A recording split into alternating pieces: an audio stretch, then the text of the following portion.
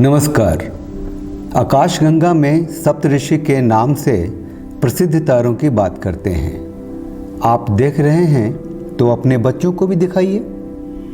सप्तऋषि के 7 ऋषि मनवंतर यानी युग के अनुसार परिलक्षित होते हैं। आज का युग सतयुग, द्वापर, त्रेता के बाद कलयुग है। जानते हैं वर्तमान के सप्तऋषियों को जो आकाशगंगा में दिखाई देते हैं। यहाँ से पहली बिंदु को मारीची ऋषि के नाम से जानते हैं। ऋषि मारीची ब्रह्मा के मानस पुत्र माने जाते हैं। ये ऋग्वेद के रचयिता ऋषि कश्यप के पिता और सुर, असुर, यक्ष, नागों के दादा कहे जाते हैं। इसके बाद जो बिंदु है उनका नाम है ऋषि वशिष्ठ। समुद्र मंथन के बाद कामधेनु गाय इन्हें ही तो मिला था। अयोध्या के ये राजपुरोहित थे। आज का युग वशिष्ठ इन्हीं को समर्पित है। ऋषि वशिष्ठा के बाईं ओर आपको एक छोटा सा बिंदु नजर आएगा। ये बिंदु ही है अरुंधति, ऋषि वशिष्ठा की अर्धांगिनी। ऋषि वशिष्ठा के बाद आते हैं ऋषि अंगिरसा के ऊपर। अंगिरसा महान वेदों के रचयिता माने जाते हैं। गुरु बृहस्पति के पिता हैं। ऋषि अंगिरसा के बाद आते हैं ऋषि अत्रि।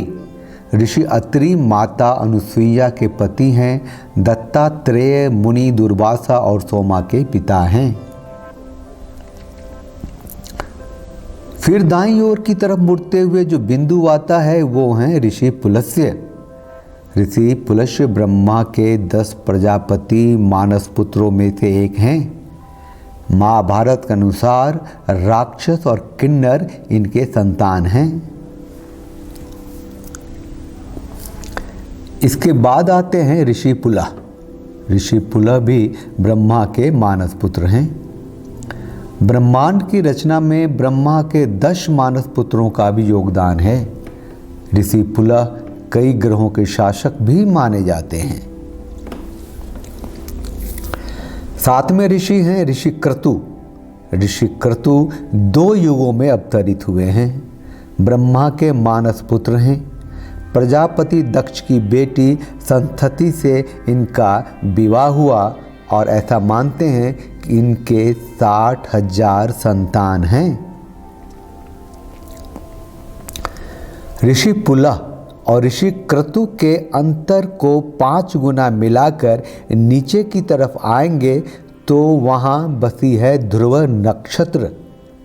सदा उत्तर में ही रहने की वजह से उसे ध्रुव नक्षत्र कहा जाता है।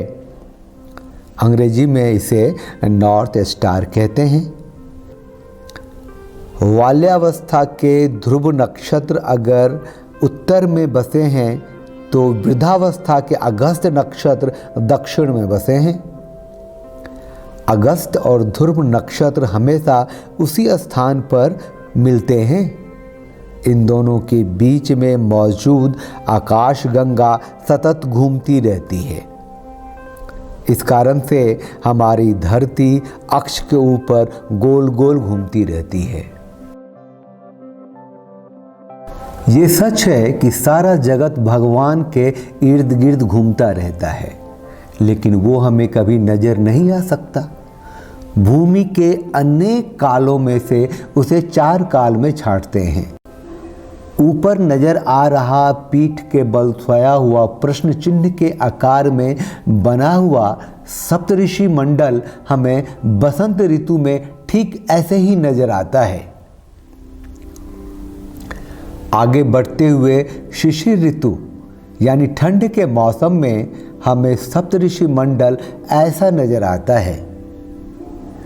फिर शरद ऋतु में जब सारे पत्ते झड़ने लगते हैं तब सप्तऋषि मंडल हमें ऐसे पीठ के बल सोया हुआ नजर आता है।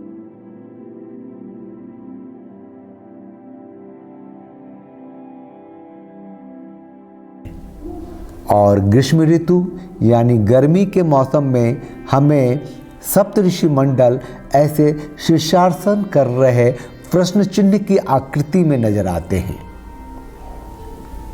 चाहे जो भी हो, जब हम ये सारे प्रश्न चिन्हों को एक साथ में देखते हैं, हमारे सामने एक विशेष आकृति बनता हुआ नजर आता है और वही कहलाता है हमारा स्वास्तिक।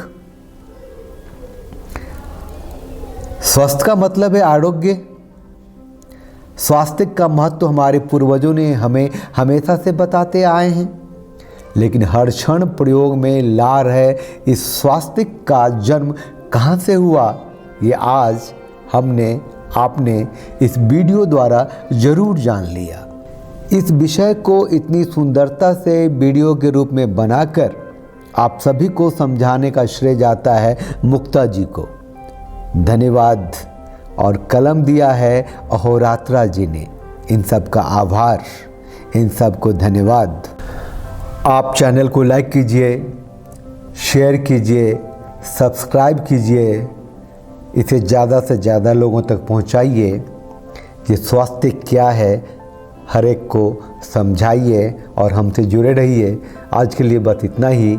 इस तरह का वीडियो जब भी हमें कहीं मिलेगा हम ज़रूर लेके आपके सामने आएंगे। नमस्कार, धन्यवाद, जय हिंद।